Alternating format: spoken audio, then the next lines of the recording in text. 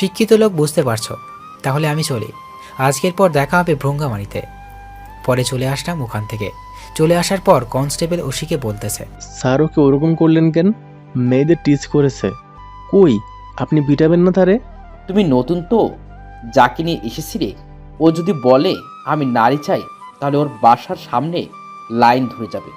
ওর সাথে একটু কথা বলার জন্য অনেক মেয়ে অপেক্ষা করে। ওই ছেলে কিভাবে এই মেয়েকে টিস করবে বলো? ছেলেটাকে? তুমি তো শুভ ভাই, এর নাম শুনেছো? হুম, স্যার শুনেছি। সে তো অনেক ভালো, ভালোদের জন্য, আর খারাপ মানুষ খারাপদের জন্য।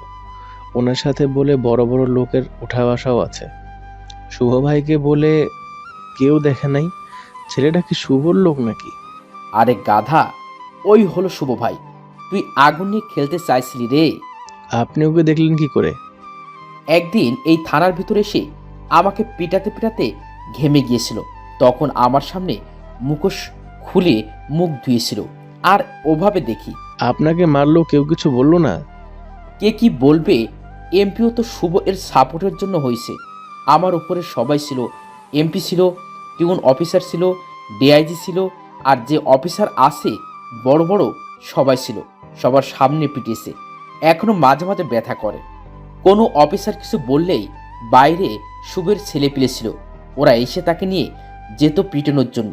পুরো থানার এরিয়াতে তার ভরপুর ছিল, আর আমাকে ওদের মাঝখানে নিয়ে ধোলাই করে। শোনো, এরপর থেকে